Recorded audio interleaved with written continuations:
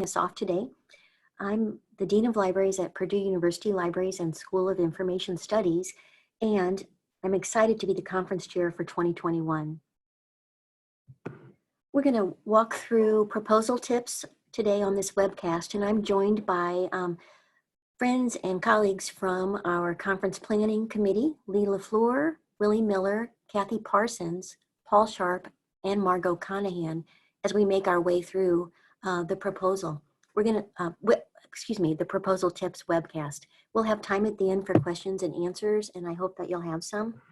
We are all on the committee quite excited about 2021 ascending into an open future, which is April 14th, 2021 to April 17th in Seattle, Washington. So our webcast today, our outcomes are really around everyone learning more about the ACRL 2021 submission process, finding out ways to strengthen your proposals, gain an understanding of the proposal review process, and then also, as I said, an opportunity to ask questions. I think we're one slide behind, so if we could advance one slide and see the webcast outcomes.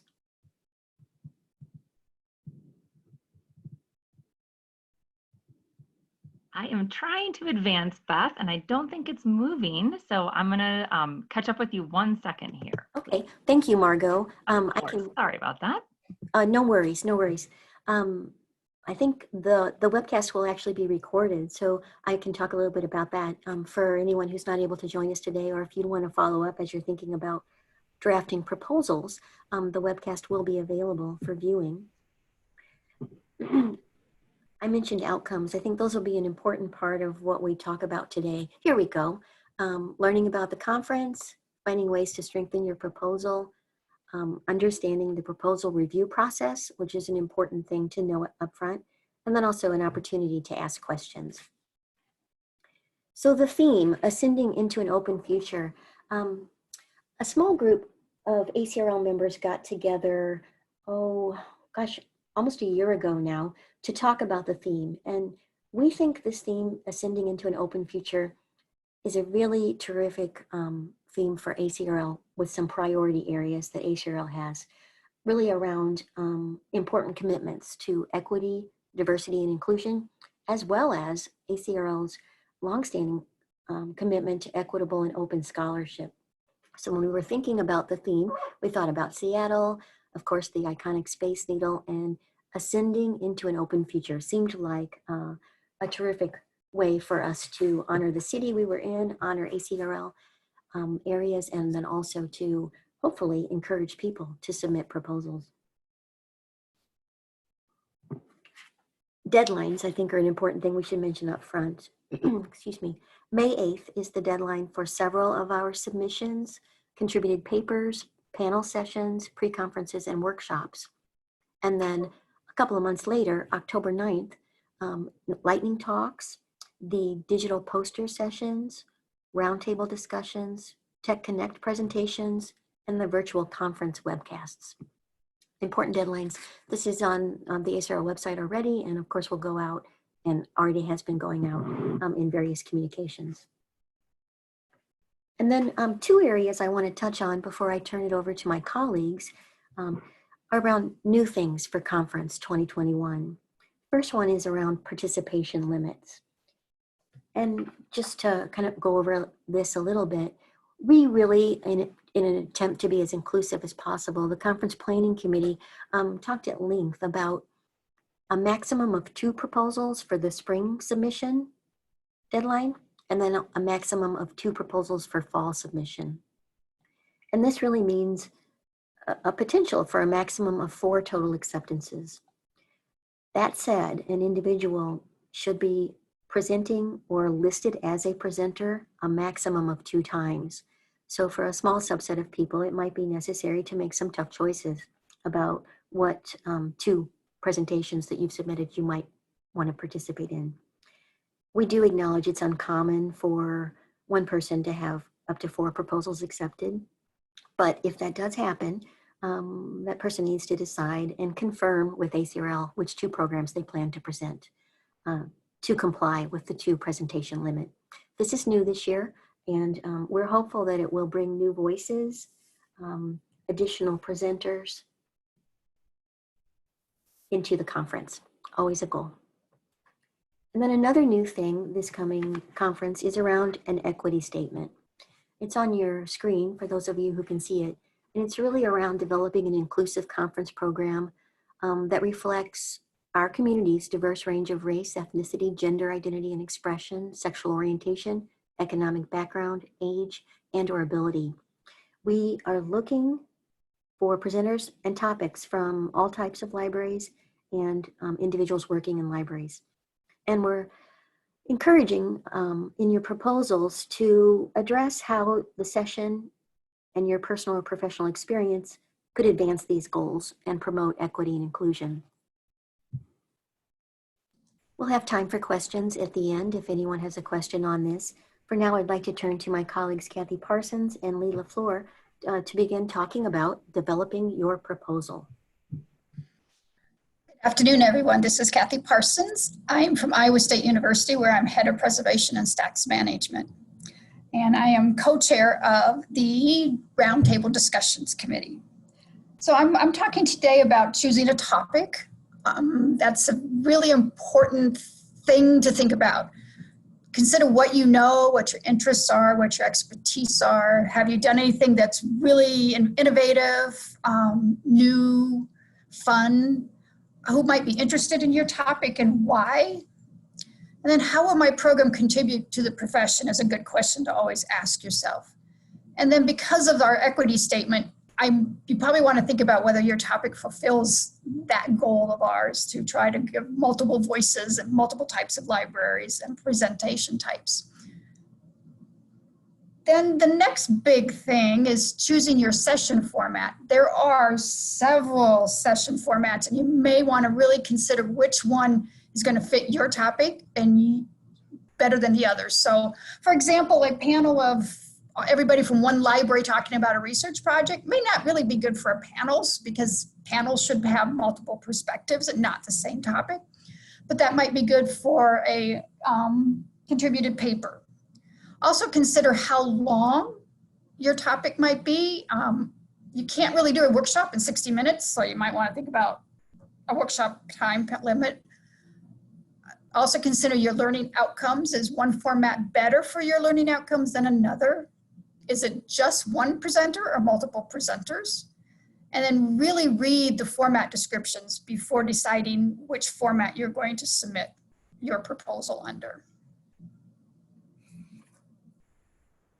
And there is a link here on this page showing you where you can get detailed information about each one of the types of formats.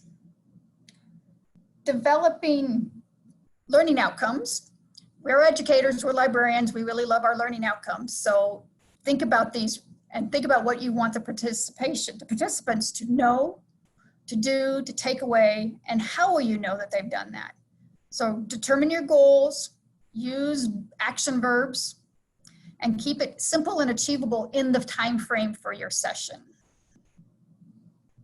So the next screen is showing you some examples from a 2019 proposal. They don't have to be this wordy, but this is the one that I found that really kind of reinforces what learning outcomes can be. The one I really liked was they would take home a map or take, stories and things like that. So 2 methods, they would explore 2 methods. Next, your program title. I don't know about you, but I pick books from the book covers. So I sometimes pick programs from the program title. So really think about what your hook could be. Make it exciting, promoting, engaging to the person who's looking at the program. Subtitles, use them very smartly. Create a main title, but be careful with your subtitles. Can you make your title conference themed? And then think about numbers, phrases, alliterations, commonalities, methodologies. And you might even want to test your titles with some of your colleagues around your own library around the country to see, does that title make sense for my program? I see it as chat. What do you mean by careful with your subtitles? don't make them really, really long. Make sure if they're still giving you a clue of what's going to be in the content of the subtitle. So that was a very good question. Thank you. So the next screen is showing you some sample titles. So these are from the 2019 conference that was in Cleveland, Recasting the Narrative. And so we actually had some really good titles that talked about our theme. So these are examples of that. Another way to get your presentation, once it's accepted and during your application process, is to look at conference tags. We like people to tag their presentations. So you choose your topic. There's a primary and secondary capability. So a lot of attendees will select by theme or interest. And by having these tags, it allows us to create tracks for people who are really interested in one particular track. So they're grouped by color and they're able to do that. So there's, again, another link here for conference tags. And there are many tags that you can choose from. And then the next screen is examples of tags. So this one's a paper called Navigating Without a Director. And the primary tag that they chose was Administration, Management, Leadership.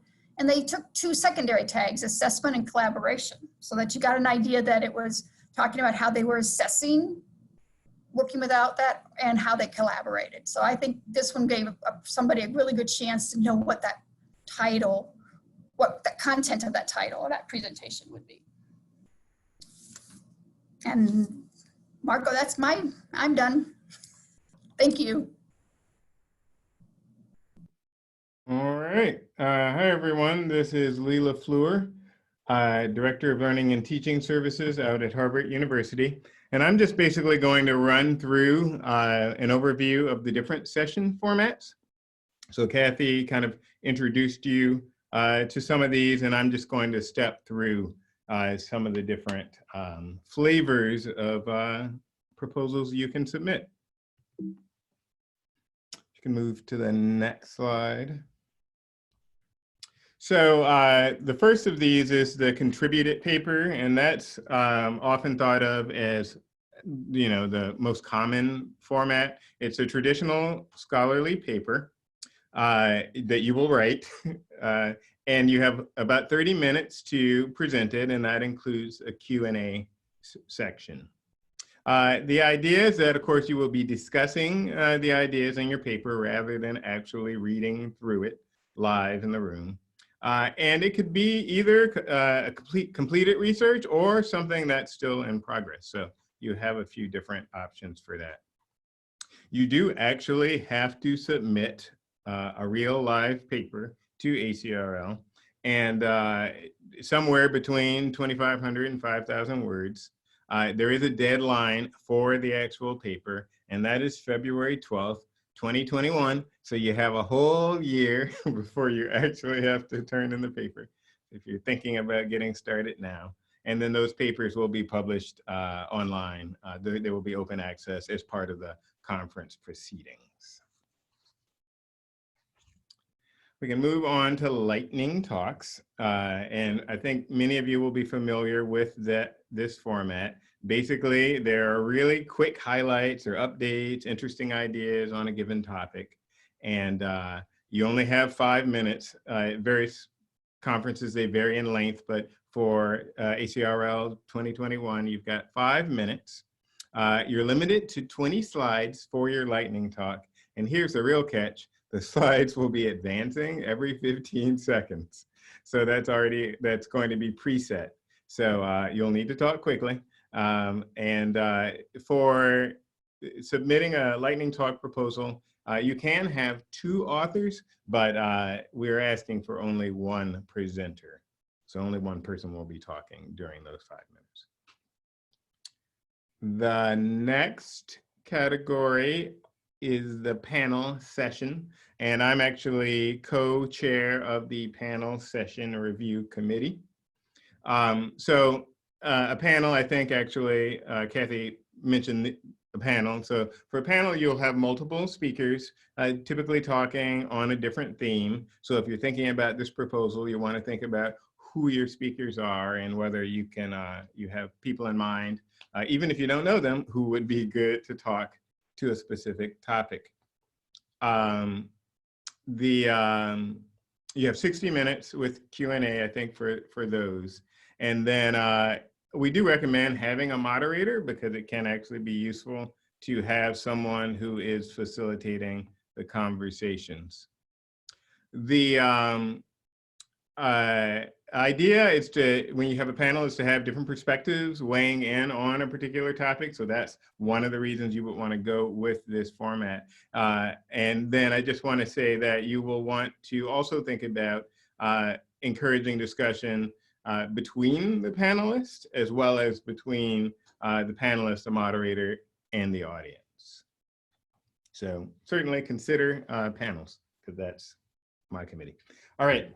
The next category is the digital poster session. So these are poster sessions, but in recent years, I think the last conference was maybe the first time we went all digital. So you don't actually, if your proposal is accepted, you don't actually have to lug a cardboard or paper rolled poster to Seattle. Instead, they'll have screens, large screens that are available to you. You'll have a laptop, you'll have electricity and power and all of that stuff there. You just need to have your presentation with you as a backup. The poster sessions they're different blocks, but the block is 45 minutes, but you as a presenter will be speaking to different groups of people who are milling about. And so you'll be repeating yourself a lot. For the poster sessions, having a couple of presenters is ideal. And then there are templates and other materials that will be available for you to use. And I just want to also point out that the poster sessions will also be made available online through the virtual conference. The next category is the pre-conference. And a pre-conference is essentially a full day. Do we lose the pre-conference? Ta-da! Essentially a full day workshop on a topic of interest that you would propose. And so because it's so long, it should be helping participants to develop a skill or knowledge in a certain area. You want to think about using different presentation styles, making it interactive, using active learning to keep people engaged throughout the day. And in terms of the proposal, I think it's useful if you can address multiple conference tags for the pre-conference as well. I guess that goes for a lot of these. All right, the next area is, or format is the roundtable discussion. And so these are small, informal, topical discussions.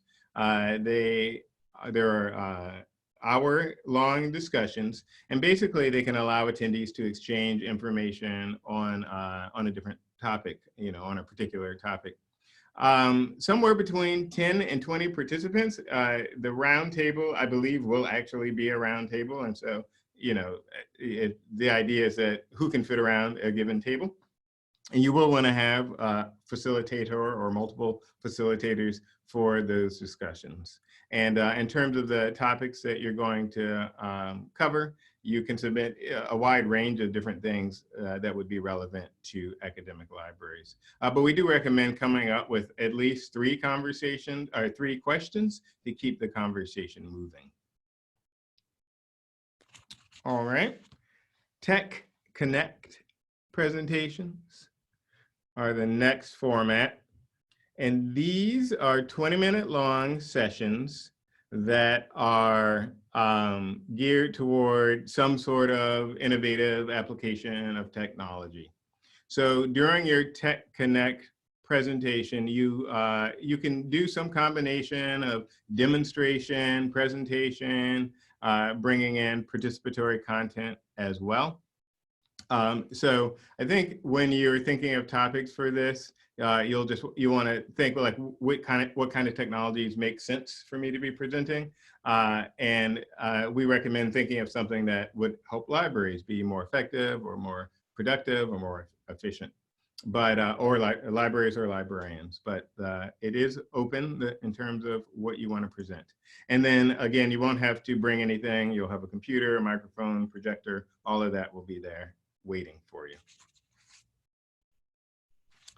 The next category is the virtual conference webcast. And this actually is part of the ACRL 2021 virtual conference. So these are hour-long synchronous webcasts. So as a presenter or an attendee, you don't need to come to Seattle. Everything will happen virtually, which is really cool in terms of allowing people access to the conference.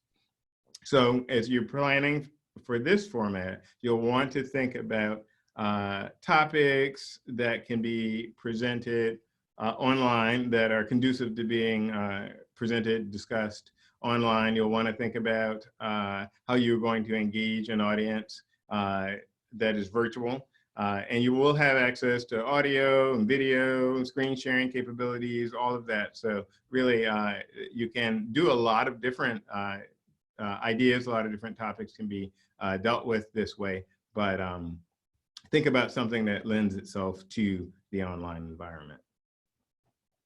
And then the last category I'm going to talk about is workshops. So like the pre-conference, the workshop is a longer block of period. It's not a full day, but 2 to 3 hours. And you'll want to think of something that is detailed enough that you would want that much time to address it. So something that may be a more kind of complicated thing that allows attendees to learn a new skill. Similarly, you'll want to think about, since you have a longer period of time, how to engage the participants, coming up with active learning activities. And in fact, when you go to do the submission for the workshop, we actually want you to submit an example of the kind of activity you might do during the workshop. And then for the next section, we're going to talk a little bit about the process of reviewing. But in general, for the workshop, you'll just want to think about stating learning outcomes. You'll want to think about how timely the topic is and just something that's relevant to the theme of the conference. All right, you didn't have to go back, actually. I'm just going to wrap up here by saying that you want to make sure that you follow the instructions for submitting. You want to make sure you read through the requirements for each of the formats. You have links to all of the information that I just covered. And there is a recommendation that when you're preparing the proposal, you do that outside of the system and then paste it into the system just to make sure you don't lose anything. Right, and then this last bullet point is just to make sure you stay anonymous because I think it's already been stated, the review process is blind. And in fact, we're going to talk a little bit about the review process next.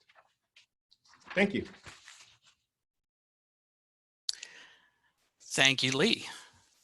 So my name is Paul Sharpe, and I am the Dean of Libraries at the University of Texas, Rio Grande Valley, which is in far South Texas. And if you need to know how far south, just Google it. It's way down there. And I'm going to talk about the review process overview. I myself have been on a review committee, and maybe some of you have as well. So some of this is somewhat familiar, and if not, we're demystifying it just slightly. Next slide, Margot. So each session format has its own team of reviewers. There is a group of usually, we hope, 5 to 7, 8 people that are put together to be able to take a look at your presentation, at your proposal, and review it. And each of those groups is reviewed and rated by multiple reviewers, as I said, using a rubric that the group actually develops for each format. So some of that has to be, checked through just to make sure, depending on the format, some of that will vary. Rather than listing the complete rubric for each of those, I would suggest going to the call for participation page, which, little confusing, if you go to the ACRL 2021 conference page, conference.acrl.org, and hit the program button at the top center, that will take you to the call for participation page. A lot of what is put into those rubrics is based around, you know, some of the things that we've already talked about, as Beth talked about, and Cathy and Lee before me. Obviously, in this portion, we want to focus on things such as the equity statement, for example, and looking at how your proposal represents that, addressing how the personal and professional experiences will advance the goals and promote equity and inclusion. There's also a listing at the bottom of that page called selection criteria, which gives a broader overview of the kinds of things we'll be looking at, or the committees we'll be looking at. I forgot to mention that I'm the co-chair of the virtual conference committee. So if anybody's keeping score, I got that in. Next slide. So the biggest thing to remind you of is this is a blind peer review process. Proposals with identifying information, any kind of identifying information, will be automatically eliminated. I emphasize that because, for example, you know, there are things that you'll need to establish in terms of support of the equity statement that are non-identifying. Participation limits are not something that the reviewers will be checking for.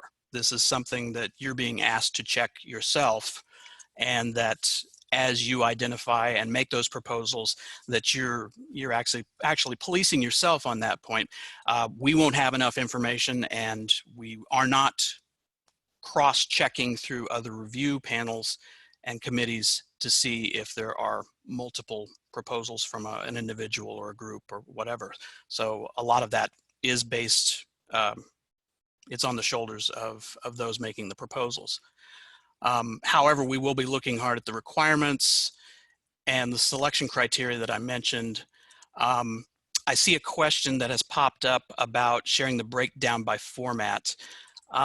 Because a lot of that happens at the committee level, I think that differs quite a bit from committee to committee. You know, some of it, as Lee just pointed out, he's reviewed you know, each different format, so it kind of is nuanced from format to format in terms of how that fits.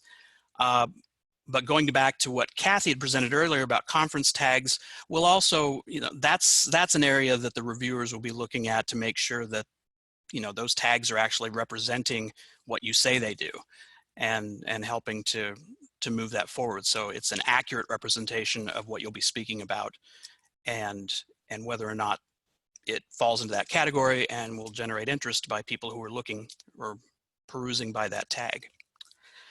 More on the blind review process, I'll hand off to my teammate, Willie. Hello, my name is Willie Miller. I'm the Associate Dean for Communication and Technology at IUPUI in Indianapolis. And for the 2021 conference, I'm co-chair of Invited Presentations. I've also served as co-chair of the Poster Session Committee and co-chair of the Innovations Committee. And I have a few tips to share around writing your proposals and preparing them for your review committees. I have a GIF here to express the committee's frustration at seeing the variety of types of information I have listed to the left. So it's really important to review your presentation proposals to make sure that there's no identifying information of any kind, including the presenter names, institution names, URLs with identifying information that includes the presenter's name or the institution's name, or links to pages with identifying information of that kind. When I served as co-chair of the Poster Session Committee, we had about 300, and this was in 2017, we had about 300 spots that we were looking for and had about 800, a little bit more than 800 submissions. And sometimes we would have individuals who would include links to pages that very clearly identified the university because they were on a university page, or the URLs would include a university address and also a person's name. Looking at the question below, it is not too revealing to say that presenters are from X type of institution, like a research institution or a liberal arts college or a community college. That kind of identification is useful. And also country information is fine and useful. Those won't be disqualifying things, but information that can help identifiers, or not help, information that identifies for the reviewers who the presenters are or what institutions they come from. Those proposals are immediately rejected. Another question, is it okay to name a funder for a project like Kellogg or IMLS? I believe we don't have such strict rules about funders. You can name a funded project unless the naming the funder will identify the project. Unless, like, I don't know, if there's a project funded to an extent that an average reviewer would be familiar with the topic based on the funding source, I would exclude that. So we don't have a hard rule about states, Shelley, but I would avoid it if possible. I might stick to region. To say that you're from the Midwest or the South. You can mention special designations like historically Black college or university, or others, just not the specific name of the institution or the presenter. Specifically, I'm referring to the things mentioned on this page, nothing that would refer someone to a presenter's name or their institution's name. I think we missed the questions about the funders. I mentioned that I think funders can be okay to include in the proposal unless identifying the funder's name will help a proposal reviewer to identify the project or the person. So I think that should be to the discretion of the person writing the proposal, but if a reviewer can identify the project or person or institution based on the funder's name, I would not use it. It wouldn't help your presentation proposal. Okay, could we advance to the next slide? So one thing that will happen will be that we have deadlines for proposals in May and also in October. The May deadlines, following the May deadlines, reviewers will review the proposals and get decisions made back to parties sometime over the summer. And so people will find out of the potential 2 proposals that they could have made if one or both were accepted to the conference. And then the fall proposal deadlines will come after that, a few months after the notices go out. And one thing that we see pretty frequently across the conference is that people repackage proposals for things that were originally intended for a fall deadline into something that was available for, they repackage things that were originally intended for the May deadline for something that's available for the October deadline in the fall. And we find it useful to share some tips on repackaging those proposals.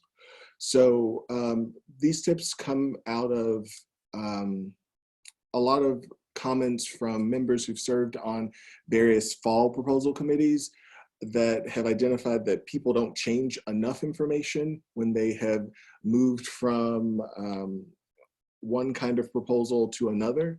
So things that you want to consider when you are repackaging proposals is that you want to demonstrate how the content or the way that you will deliver the content will fit the new session type that you're proposing for. You want to proofread the proposal for consistency. Along that line, what you don't want to do is leave any mentions of other session format types. So one pretty common thing that you can see is that in a proposal, someone will say, they'll make a reference to a paper. This paper will discuss X, but the proposal that they're writing for at that time is a poster. And those things don't necessarily result in an automatic like disqualification or rejection, but it does make review audiences grumpy, and sometimes it hurts the review process for people who haven't done that well. And then sort of the final thing is, don't copy and paste the proposal from a panel presentation or a contributed papers presentation into a poster session or Tech Connect without reading about the topic or reading about the format of the different session type and adjusting your ideas for the content and its delivery based on the new session types. I'll go into the questions. I saw a few. So could you repeat when contributed papers will be notified when they're accepted? Actually, that is a question that I think Margot might be able to answer, when the contributed paper people will know when they are accepted or not. Actually, that's the next question. Sure, and I just popped it in the chat, but the spring submitters will know by August. They'll receive notifications by August. Thank you, Margot. Sure. And then Jeff's question, how important is it that the proposal address the conference theme? Do you need to try to configure the proposal? You don't necessarily have to create your proposal around the theme, as long as your proposal aligns to conference tags and interesting information that your colleagues would want to hear. Your proposal has a great chance of being selected for the conference.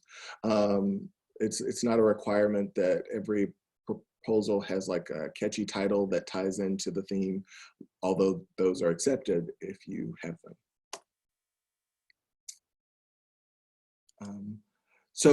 This ends the proposal tips that I have, and I believe now we have questions for time for more general questions for any of the members of the panel assembled today, or Margot, for any questions you have about proposals.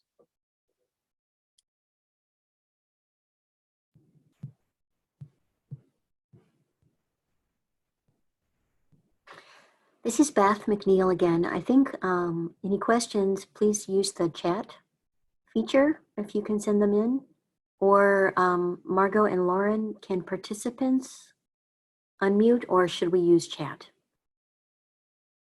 It'd be best to use the chat box, please.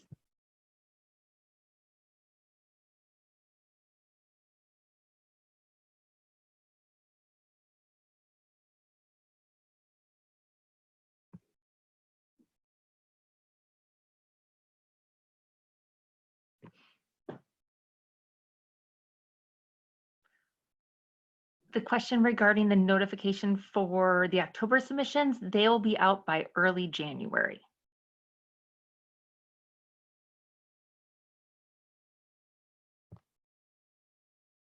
So that'd be early January of 2021.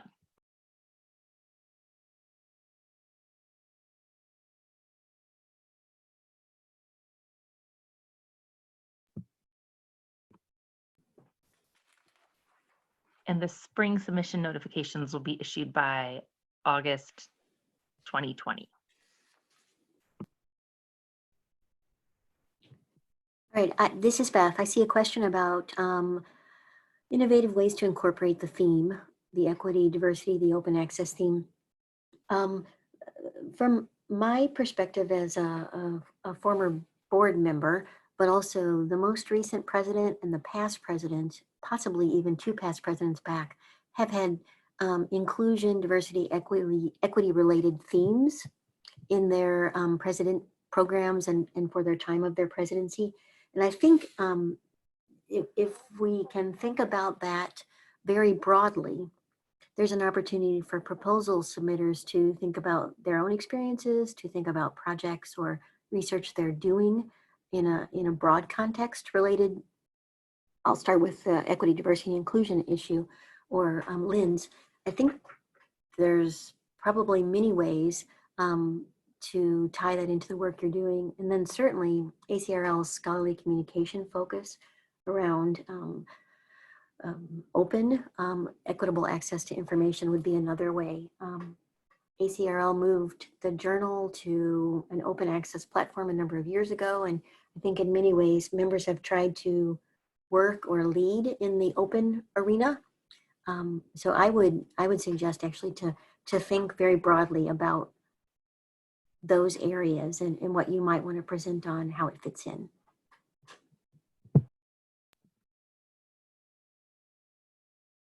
This is Margot, and I see a couple of kind of logistic related questions that I'm happy to answer. I see a question here from Christy, who was wondering if there's peer review for the actual papers, or are they just submitted for publishing and edited, and it's just the editing part. So there's not peer review for the actual papers. So that we'll share submission guidelines for people who have accepted contributed papers, and then they're just edited from that point on. There is a question from Eileen wondering if pre-conferences include a lunch break, and they do. And we typically suggest an hour to an hour and a half so that people have enough time to go off and grab a lunch. We do provide morning refreshment breaks to start the day, and then a small break in the afternoon, usually 15 minutes or so. But we'll work with the pre-conference presenters on the timing for that. But we do suggest building in a lunch break. And Michael is asking if we'll be sharing a link to the recording, which we will. We'll also post the recording on the call for participation website. So it'll be available on the conference site throughout the whole call process here. We have a question from Jen that I'm happy to kick back to our my co-panelist here today, who's asking about what's the most important thing for first-time submitters to keep in mind, and if we have any tips to share for organizing proposals. So if anyone wants to jump in on that question. So this is Cathy. Jen, start the process early because time gets away. That way you're not rushing when you're writing the abstract or thinking about your conference tags. And read that abstract really, really carefully for that identifying information. I had my first one rejected, and it wasn't until I started doing a second one and looked at my format that I realized I had put my institution name in my abstract, even though I read it numerous times. So really be careful about that.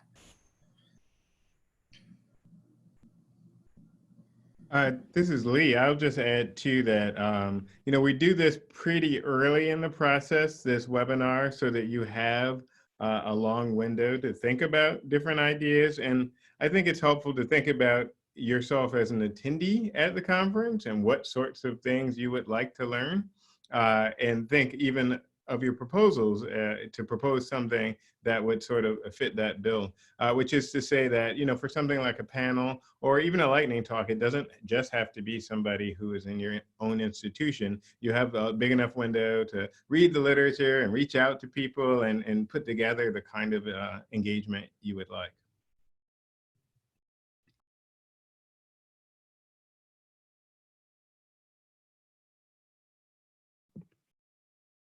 Great, thanks for sharing that, Cathy and Lee. I can answer Jeff's question here. There's a question about how many spots are available for contributed papers. We have about 90 slots. We're finalizing the exact numbers, but it's around 90, which is comparable to the numbers we've had at previous conferences. We no longer we don't group multiple papers in a session anymore. They are standalone, and we give people a little bit of time to in between each contributed paper so that you would have time to attend one on one topic. And if you wanted to do a separate one on a different topic, you have that ability to kind of move around. You may remember back in the day, we would pair 2 or 3 papers together, and we sort of moved away from that. So they are standalone presentations.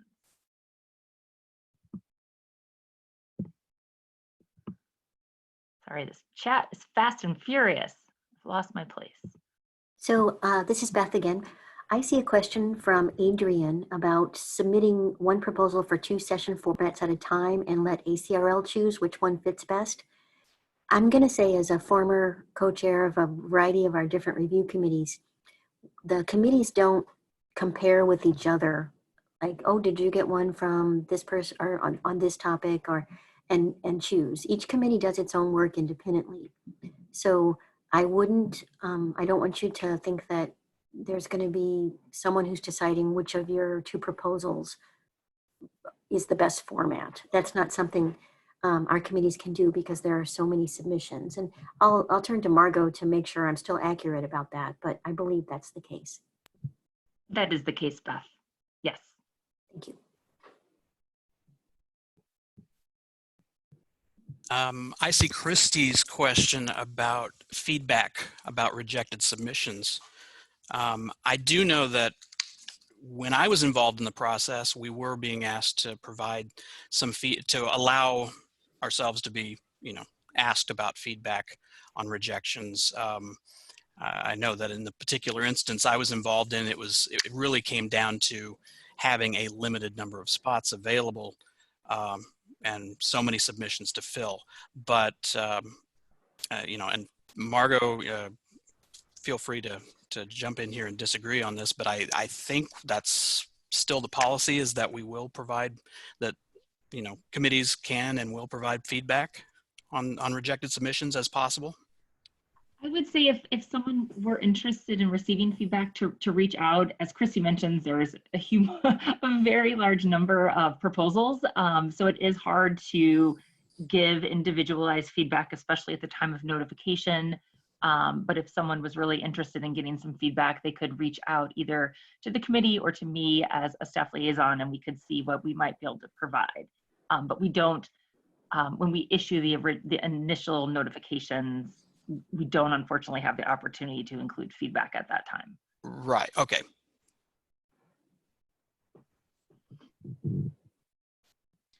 Sally had asked about best formats for first-time ACRL presenters, and I think there's already a response in there that the digital poster sessions are a good entry point.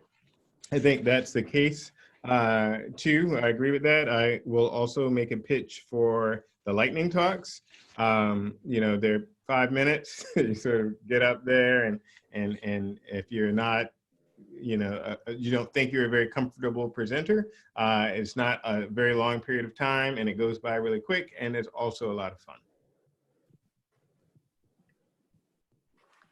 I see we have a question about how does one get on a selection committee? By volunteering? Yes, that's the best way for the annual call for volunteers and using the form on the website. There's also, for conferences, some being invited because we do really try hard to represent all of ACRL in our committee makeup. We try anyway. Sometimes that's harder than you might think, but we do prefer the use of the volunteer form, and that's on the online or on the ACRL website.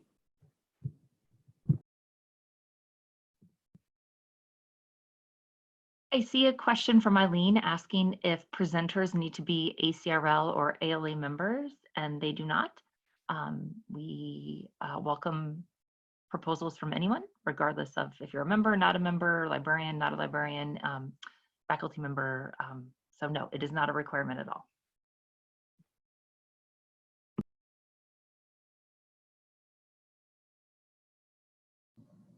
This is Cathy going on the same thing about ACRL members or ALA members. Sometimes having multiple perspectives from like a faculty member or even a student is good. So no, they don't really have to be members, but that way you can look at, I went to a panel in Cleveland with a student on it, and it was wonderful hearing from our students that we work for every day.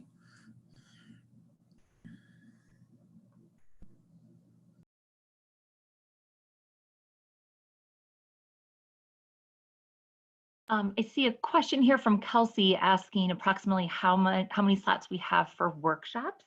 And we typically are able to offer about 18 to 20 workshops. It's usually 4 in the morning, 4 in the afternoon, Thursday, Friday, and sometimes Saturday. So kind of in that ballpark.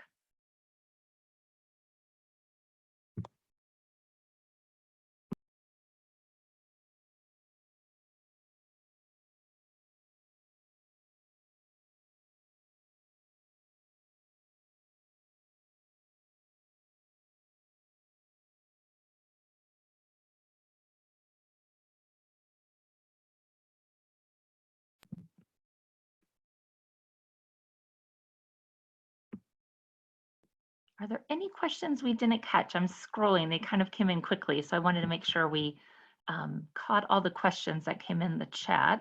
If we didn't, if you want to repost your question, if we missed it, we'll be happy to answer it.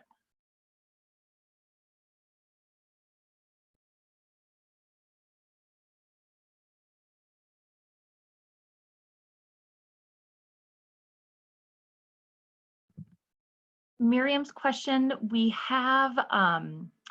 do extend the early bird ACRL member rate to all speakers. On top of that, there aren't additional discounts.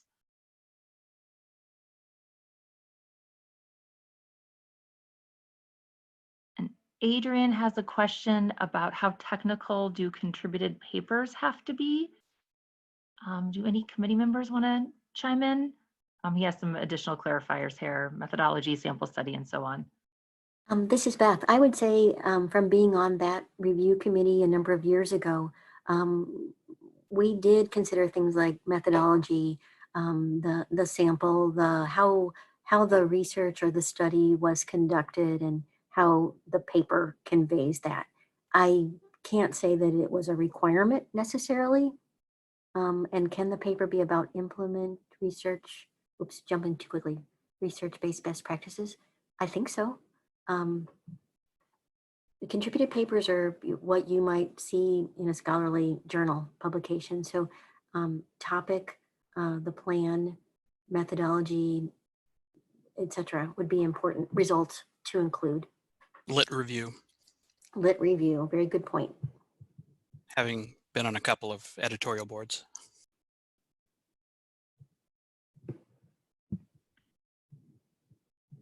I also see a question from Rebecca wondering if the evaluation rubrics will be shared before submissions.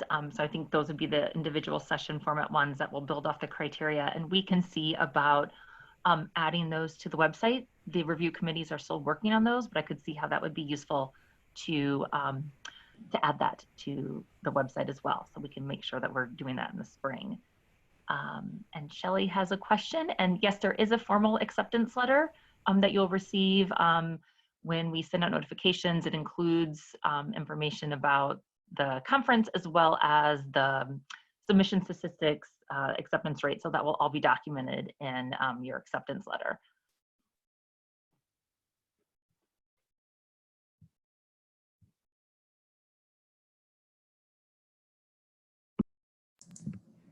So this is Cathy. I've served on a couple of review committees as well, and the rubrics criteria are based on that selection criteria document that we were talking about for the submissions.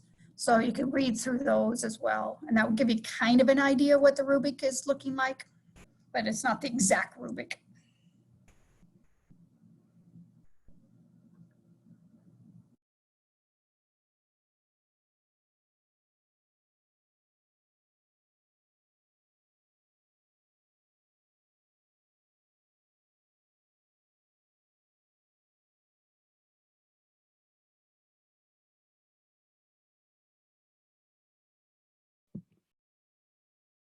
Miriam, we can make the slides available on the website as well. So we'll include that with the link to the recording.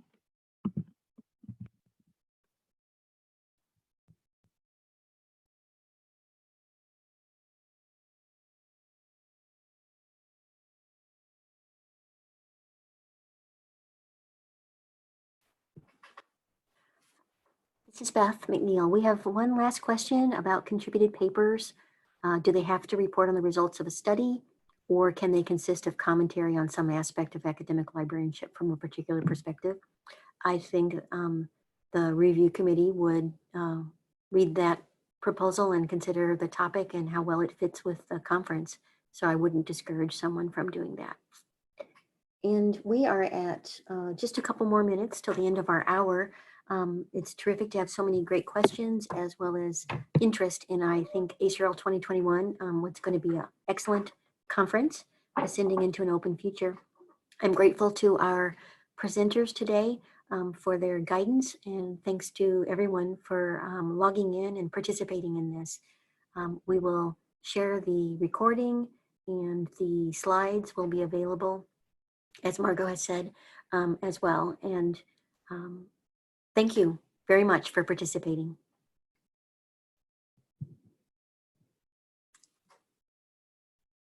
Unless there is another question, we are going to close this session. Thanks again.